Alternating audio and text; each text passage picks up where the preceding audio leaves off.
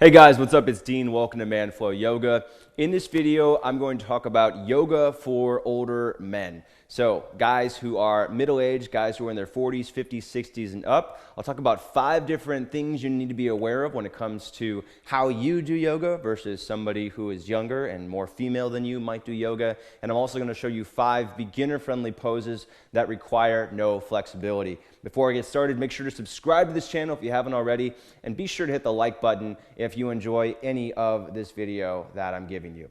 All right, guys, so here we go. I'm going to start off by talking about 5 major differences you need to know between the way that you do yoga as a guy who is not 20 anymore versus the way that someone else who is younger, or again, someone who is female would do yoga. So the first big difference that you want to know about: men are less flexible than women. So this is not an opinion. This is an anatomical difference. Women are more flexible because they evolved to give birth. So there's gonna be noticeable differences in flexibility in the hips and also in the shoulders and the spine. Second big difference you need to know about is men tend to use their upper bodies more. So men will use their shoulders and their chest and their arms more so than women, who focus on the hips and the core area. So those are just general differences in strength that are biological. This is just anatomy. This is the science of the difference between men and women. And as a result of that, men will make mistakes differently than women. So men will attempt to use their upper bodies to work their way through poses, where women are going to rely more on the hips and core. And so this just means that men will have these tendencies to commit certain errors while doing yoga. And so it's helpful to have someone specifically speaking to these errors to make sure that you avoid them, so that you're doing yoga safely and also effectively. The third big difference you need to know about is the correlation between age and decreasing mobility. So the older you get, the less flexible, the less mobile you are. In terms of yoga, there are 3 ways that this is important. The first is that it takes a longer time for you to stretch if you're older.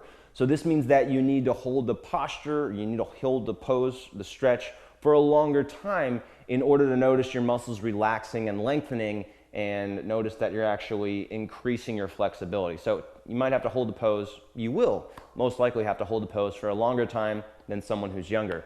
The second part of this is you might need more warm-up. So in order to get your muscles warmed up, in order for them to be ready to stretch, you might just have to do a bit more. That might mean that you do a preemptive warm-up where you do some easy stretching exercises. Maybe it means you do some foam rolling or some self-myofascial release work with a little crossball or a tennis ball. But the point is that you might need a little bit more warm-up to ensure that your muscles are ready to stretch, and also so that you prevent injury when you're doing yoga.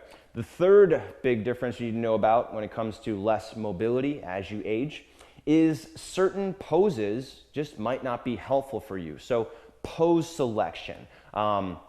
If you're not very flexible, then there are certain poses in yoga that are totally inaccessible. So there are certain poses that you'll want to avoid, and there are certain modifications that you'll want to utilize. So really, third point here is pose selection. Just making sure that we're doing poses that are appropriate for your mobility level. Fourth thing we need to know about: longer recovery time. So the older you get, the longer it takes to recover. So you just need to be aware that you might not be able to jump straight into a workout the next day, especially if you had a really challenging workout the day before. So you might have to end up doing maybe you just go on a gentle walk that day. Maybe you do some easy stretching instead of jumping into an intense yoga workout the next day. Bottom line here, make sure that you've recovered before you jump back into an intense workout. And then the fifth thing you need to know about is a higher likelihood of previous injury. So the longer you've been alive, the higher likelihood that you've had more injuries. So, if you're in your 50s, your 60s, your 70s, or even in your 40s or 30s by now, you likely will have had some issues with your knees, your ankles, your shoulders. And so that means that we just have to be careful with those areas. Either we need to be really careful with our technique when we're doing certain exercises, exercises or just make sure that we have proper technique in general. Maybe we have to supplement these workouts with certain physical therapy like exercises to make sure that we're working on previous injuries or imbalances. But the point is that if you're older, that means that you have probably had some injuries, more so than someone who's younger, and you just need to be aware of those. There's some other factors in here that I did not want to mention just because they more so deal with overall fitness level or overall physical fitness levels. And that isn't necessary. There's definitely a correlation between age and fitness level. Typically, the older you get, the more your fitness level declines.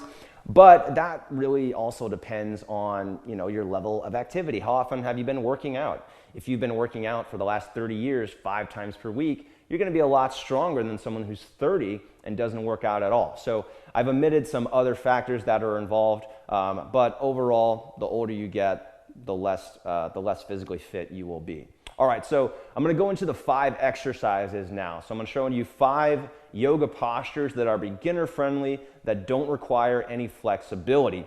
And I'm going to show you these in a way that gives you the modifications. So I'll show you kind of what the normal way of doing it would look like, but also show you the modification so that you know how to do it if you're inflexible. And I'll also talk about some common errors that I see as a yoga fitness for men expert, and to make sure that you're avoiding those common errors. Two tools that you're going to want to have as a less flexible guy doing yoga. A strap. Okay, so a strap makes it so that you can either, if you're doing a stretch for your legs, you can more easily get that strap to your foot. It also helps it so if you want to do something behind your back or overhead, you can hold that strap to make it so that you don't have to bring your hands all the way together. Or again, if you're going arms overhead, then it makes it a lot easier if you don't have that necessary shoulder mobility. The other tools we want to have are blocks. And blocks, they do a lot of things, but when it comes to flexibility, the most useful method of using a block is bringing the ground up to you. So this allows you to do an exercise with your hands on the blocks, and this, instead of bringing my hands to the ground, I might not have the necessary flexibility to do an exercise with my hands on the ground. But if I have the blocks, this enables me to usually it involves keeping your spine in the correct position, and usually that's a neutral position. But basically, it just makes it so that we don't have to be as flexible as someone else in order to get the same benefits of the posture. So you've got strap and 2 blocks. If you don't have those, you can use a belt, you can use a dog leash, or you could use a stack of books. All right, here we go. First exercise is a high lunge. So a high lunge is a pretty basic, but it can be a challenging exercise. So the high lunge, if you have issues with your balance, I'm going to have you put your right hand on a wall or hold on to something for balance support. You're going to bring your right leg forward and then your left leg back. So here's the modification. You're using your hands on the wall to help with balance. Actually, I forgot to mention that, but one other big difference between as you get older, you tend to lose your balance. So mobility and balance tend to go away if you're not working on those. But you put your hand on the wall or hold on to something for some balance support. Your knee is going to be over your ankle and your front foot. Your back leg is stepped back. Now the modification here, typically you're going to have your legs further apart. But if we do that, then we tend to arch the back, and we're not doing this pose with proper core engagement. So your modification here is to bring your feet a little bit closer together, and you can also bend this back knee. So by bending the back knee, I'm allowing my butt to come under my torso to keep my lower back flat. So instead of having this leg back and then the leg straight and then my lower back arched, I can bring that foot up a little bit and then bend the back knee so I can keep my back flat. You're going to want to hold this for at least 30 seconds, up to 60 seconds, and you can do that for 2 to 3 times. If you're having trouble with that, with the high lunge, with your hand on the wall, because it is pretty challenging in terms of balance to have your back heels off the ground, what you can do instead, we're going to get the blocks, and we're going to do a runner's lunge instead. So I'm still going to be in a lunge position, but instead of having my arms up, I'm going to have my hands on the blocks. So this allows me to kind of take out the balance factor. I'm still getting a stretch through my left hip flexors. That's my goal here. And I'm also working on lower body strength, but I don't have to be up as much, so there's less stretch through my hip flexors. And also I'm using the blocks, so I don't have to worry about balance as much. Same thing with the runner's lunge, 30 to 60 seconds, 2 to 3 sets.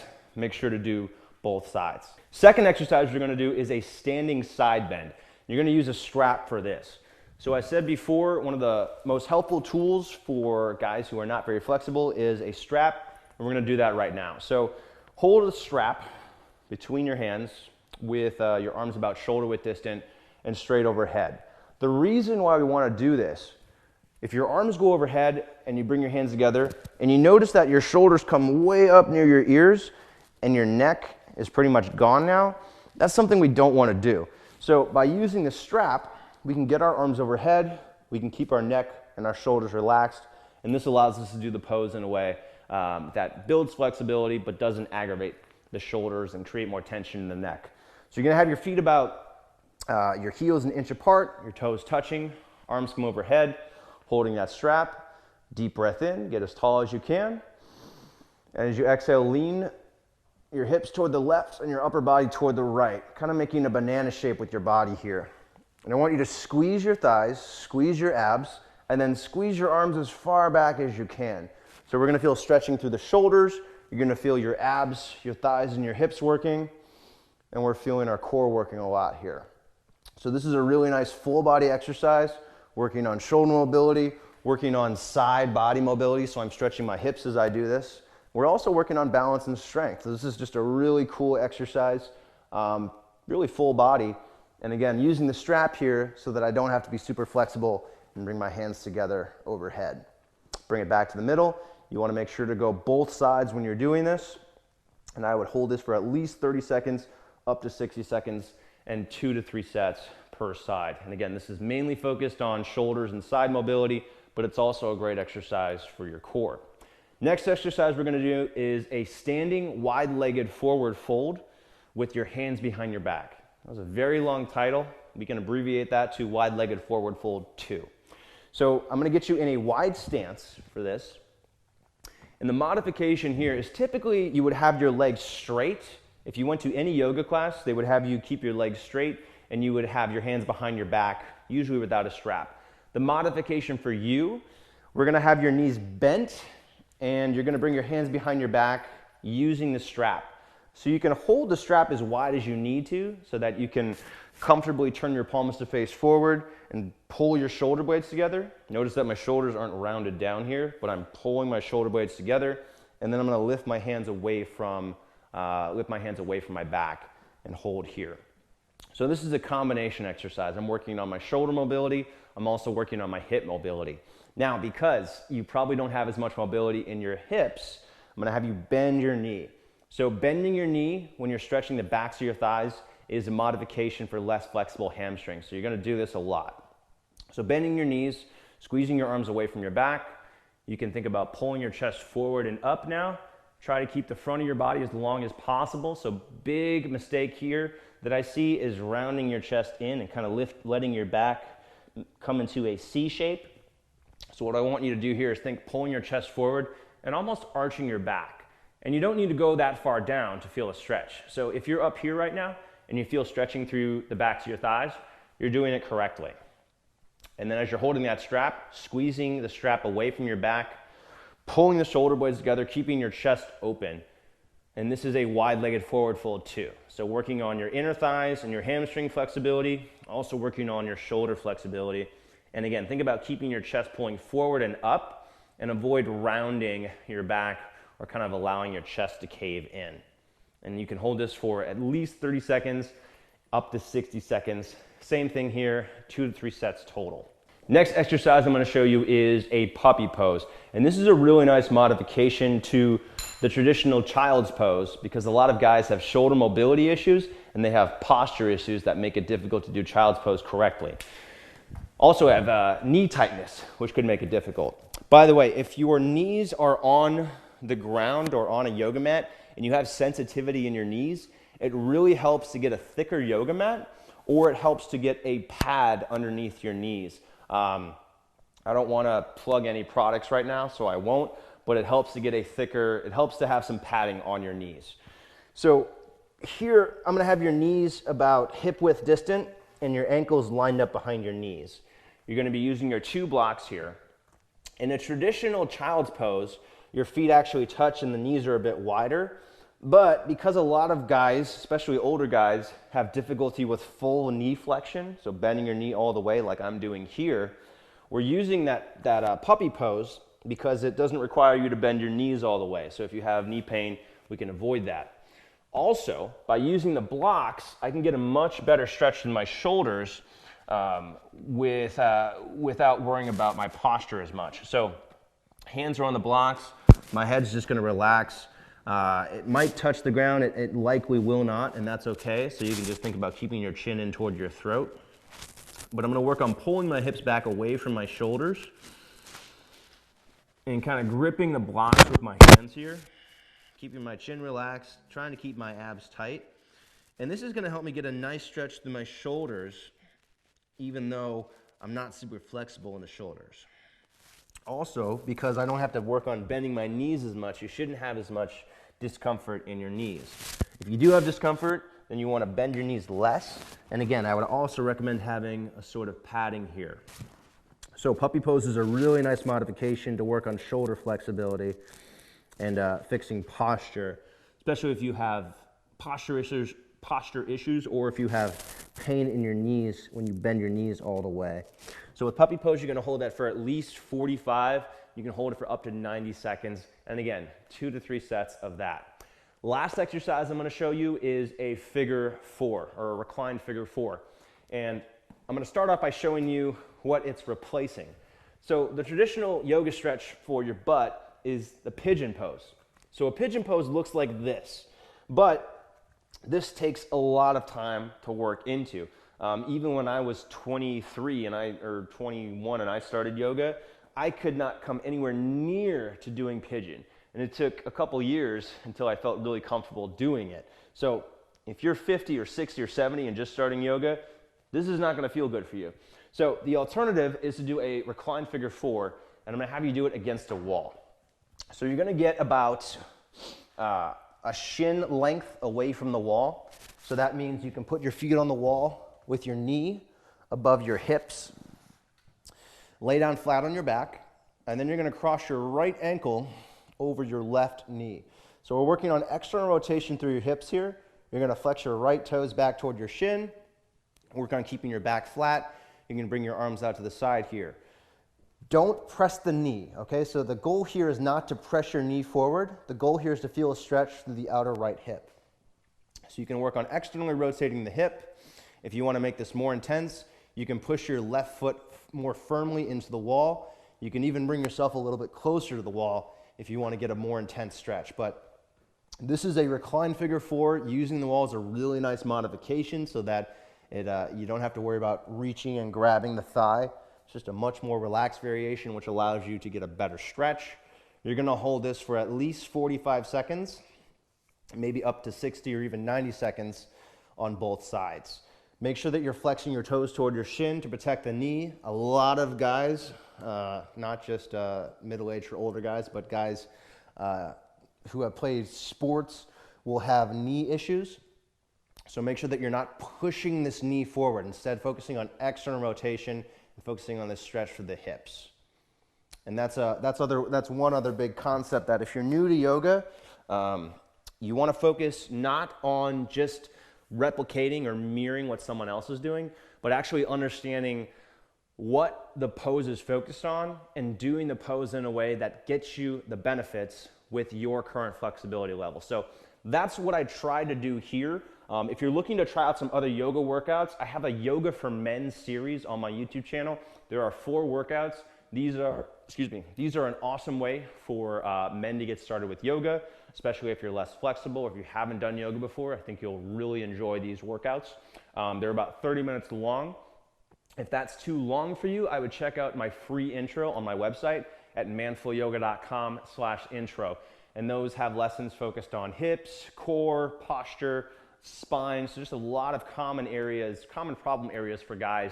And each lesson has a beginner, intermediate, and advanced. And those are about 10 to 15 minutes. So check that out on my website at manfulyoga.com/intro if you want to take my free 7-day intro. And that's pretty much it. So again, guys, if you like this video, be sure to like it, subscribe to Manful Yoga if you haven't already. And I look forward to you trying out more yoga and getting into making this regular. Really, if you can do this about 3 times per week, you should notice significant improvements just in your overall fitness, how you feel day to day within just a few weeks. And that's what I hear from my customers, from people who use my programs. So if you can do that, there's no reason why you can't experience that same success. So again, thanks guys for watching. I hope you learned something, and I look forward to seeing you on future videos.